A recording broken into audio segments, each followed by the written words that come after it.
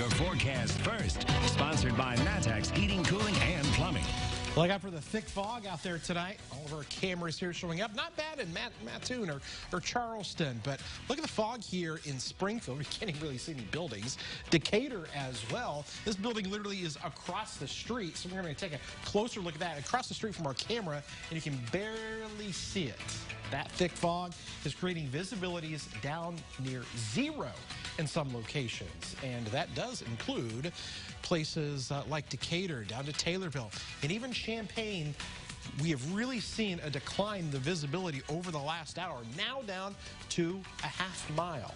So be careful out there tonight. Temperatures also below freezing, so that means that fog is now what is considered freezing fog. Fog, of course, is basically a cloud at the ground and made up of water droplets. Those droplets freezing, so be careful. A few slick spots out there. More about any more wintry precipitation in the forecast this week when we come back. WCIA 3 News starts right now. Now on WCIA 3 News. 3 high schoolers rescued a man who crashed and went off a country road. How they spotted his truck in the heavy fog. Plus, loved ones gathered to say goodbye to a Champaign firefighter and his wife after they died in a crash. How other fire departments helped his fellow crew members pay their respects. And a man went to a doctor for a COVID-19 test. The devastating discovery that was made. You're watching your local news leader. This is WCIA 3 News at 6. Because we probably would have just drove by, and who knows how long he could have been there. But fortunately, they didn't. These teenagers, maybe the reason one man made it through the night. Good evening. I'm Paul Cicchini. And I'm Jennifer Roscoe. A man crashed his semi on Route 130 last night. That's right on the Coles-Douglas County line. Luckily, it was shortly before 3 high school seniors passed by. WCIA 3's Courtney Bunting is with us now. So, Courtney, they just barely saw him. Jennifer, that's right. He was driving in a black semi truck. Now, that's tough to see on a county road at night, but just a flicker of light bouncing off the chrome on the truck was enough. I immediately yelled to Blaze to pull over. It was just a quick flash of light, but it was enough to tell Daniel Upton something was wrong. He was riding in his friend Blaze Rich's truck down Route 130. I had all my lights on, and it was still hard to see through the fog. Upton noticed this semi-truck. They called police right away. I saw that the front axle had been taken out from under it in the wreck. Raiden Gavis was in his car right behind them. He stopped too. My first thought was, I need to make sure this guy's okay, because being in the military, my first instinct is check if everyone's okay. And once we smelled diesel, I knew we should probably get him out of the truck, because if it engulfs, then he's just going to catch on fire. When I opened the door, his head was against the steering wheel, and I pushed him back into his seat to make sure he was okay. He was conscious, but he wasn't making any sense when he was speaking. While they waited for help, they didn't leave his side. We stayed there until the ambulances, the fire department, and the police got there. It may be because of Upton's keen eye and the 3 boys' quick actions that the man didn't spend the night alone. He could have been there hours. The truck was full black, so it would have been hard to see even in normal weather conditions. It was insanely foggy. Because if he didn't see the reflection, there were several cars that just drove past it, and we wouldn't have seen it either. So thankfully he had seen the reflection on the semi, because we probably would have just drove by, and who knows how long he could have been there. The 3 teenagers told me as they waited for help to come, they kept talking to the man to make sure he stayed awake. They also brought him into one of their vehicles to make sure he stayed warm, because of course it was foggy but also cold that night. Jennifer. 3 heroes. All right, thank you. The man in the truck was seriously hurt. He was taken to the hospital. We weren't able to get an update on how he's doing. He was ticketed for DUI and improper lane usage. A funeral was held today for a Champaign firefighter and Woodland fire chief and his wife. Dominic Smith and his wife Kimberly were killed in a car crash on Christmas night. Smith, who drove every day from Woodland in Iroquois County to Champaign, was known for his dedication. Woodland's assistant chief hopes other firefighters find inspiration from Smith's passion for helping others. Being chief, wasn't afraid, to get right in there and work.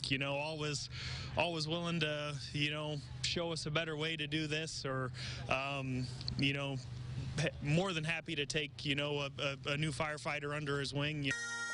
Firefighters from stations across central Illinois joined family and friends to pay their respects. Police need your help finding a Westville man who disappeared around Christmas. Investigators say Richard Truitt was seen last Sunday, December 27th, near the south area of Westville. He was seen leaving his home with an unknown woman and hasn't been heard from since. His family believes Truitt is in danger. We talked to a friend of his who is hoping for the best outcome.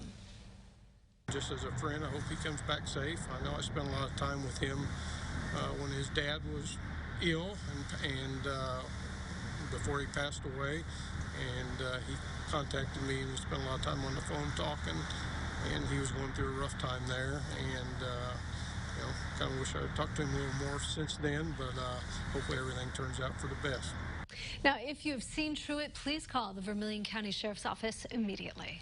Decatur police need your help searching for a man who robbed a Little Caesars. Police were called to the location Tuesday at North Water and East Garfield. Employees told investigators a man walked in and showed them a handwritten note saying empty the register.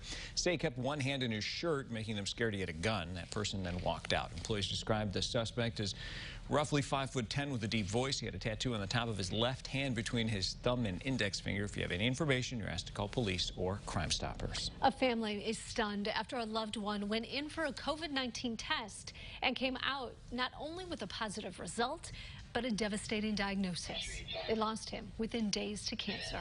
WCIA 3's Demi Ramirez is live in our newsroom with how they are trying to cope after this unexpected turn of events. Demi. That's right, Jennifer. The family of Mike Moyer is devastated after he was diagnosed with COVID-19, but then shortly after that, he was diagnosed with leukemia. Moyer needed to be hospitalized and got worse.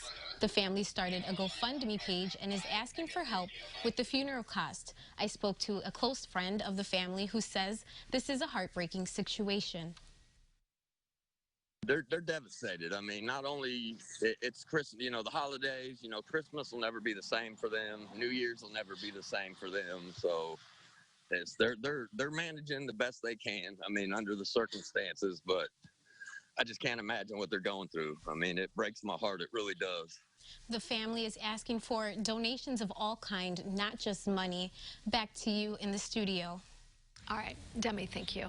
There are 5,059 new cases of COVID-19 in Illinois. 79 more people have died. About 50,000 tests were done in the past 24 hours. The 7-day positivity rate for cases is 8.6%. 3,900 people are in the hospital.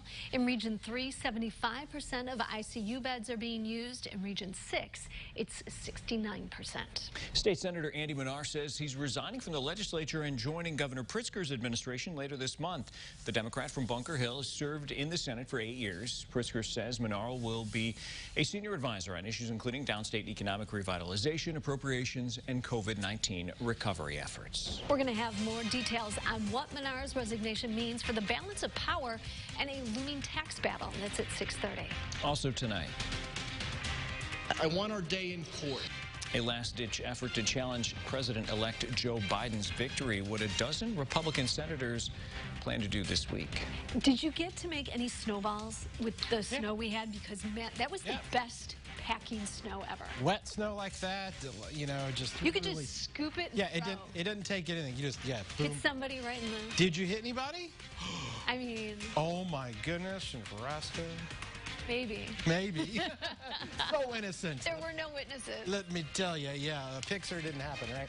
All right, recap today, 32 degrees, and that is actually almost near normal. Now, what you're looking at there is the camera shot that is actually over Springfield. Here's the thing, though. You can't see anything because of the fog. We're going to come back and show you more about that when we come back.